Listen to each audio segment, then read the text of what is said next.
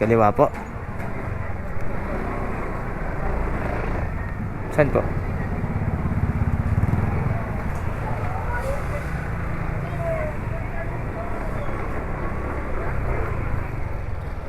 Nandito na po kasi yung ano eh. Meron, pero yung turo po doon, parang papasok doon. Meron.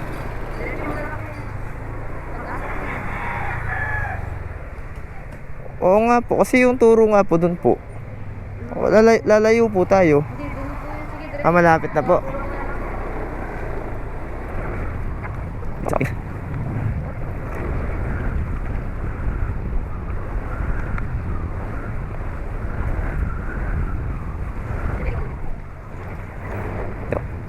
Sige.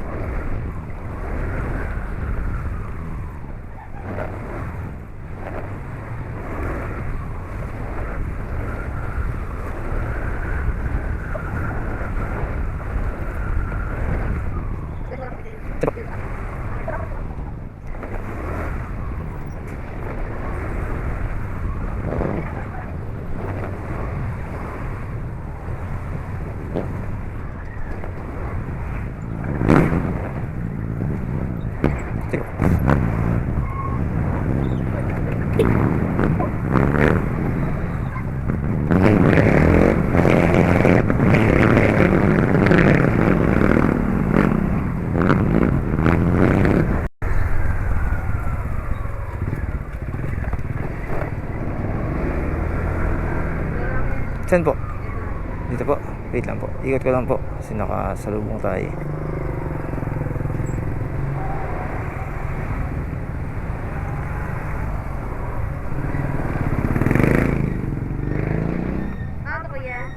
Pa? Sumobra na ka ng 1.4 km. Bali, 220 po yung ano niya, fare niya.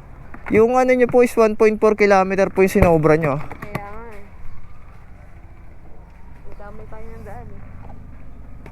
220? Opo. Kaya pa.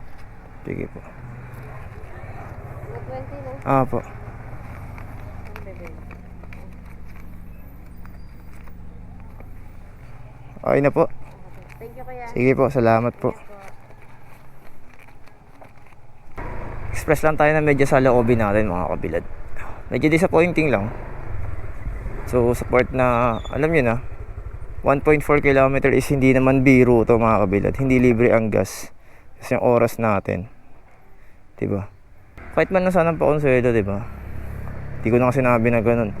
Bawal tayo manghingi. Pero kung ako'y nasa part niya, magbibigay naman ako kahit magkano. Syempre alam mo naman sa sarili mo na sumobra ka. Mali yung pin mo, diba? Di ko alam kung mali yung pin o sinadya.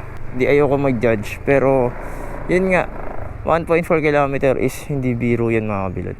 Alam nyo naman yan. Metro, okay lang sumobra ng konti. 6 minutes distansya na ano, wala dun sa original na drop off niya, hindi nasunod. So ako kinalmahan ko na lang para lang ano, pero sakto pa rin yung binayad. So yun lang, lesson learned sa mga pasahero natin dyan. So please naman, minsan magbigay naman kayo ng kahit pakonswelo, di bobo na lang.